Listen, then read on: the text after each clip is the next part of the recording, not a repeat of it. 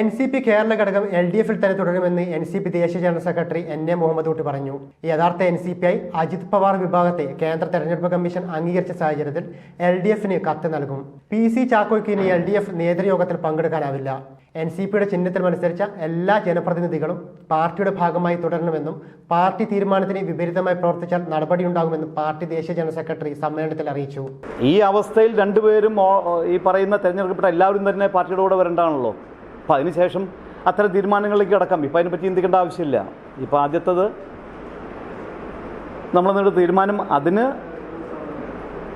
ആ തീരുമാനത്തിൽ ഉറച്ചു നിൽക്കാൻ തയ്യാറില്ലാത്ത ആളുകളിൽ അവർക്കെതിരെ നടപടിയെടുക്കുക എന്നുള്ളതാണ്. അറിയാലോ, NCP അജിത് പവാർ വിഭാഗത്തിന് പാർട്ടി ചിഹ്നവും കൊടിയും അംഗീകരിച്ച് കിട്ടിയ സാഹചര്യത്തിൽ NCP കേരള ഘടകത്തിന്റെ നേതൃയോഗം ചേർന്നിരുന്നു. ദേശീയ ജനറൽ സെക്രട്ടറിയും സംസ്ഥാന പ്രസിഡന്റിന്റെ ചുമതല വഹിക്കുന്ന NA മുഹമ്മദ് കുട്ടിയുടെ അധ്യക്ഷതയിലാണ് യോഗം ചേർന്നത്.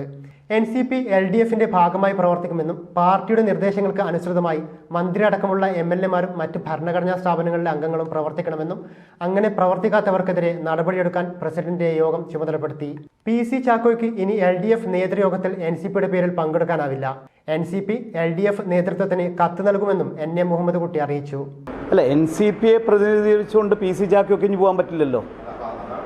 അതാണല്ലോ NCP അല്ല ചെയ്യുമല്ലോ. അപ്പം നാളെ ഞാൻ ഡൽഹിയിൽ പോകുന്നുണ്ട്.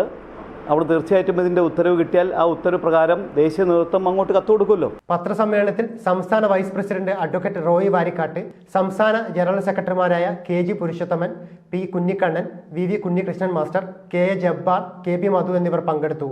News desk the true I.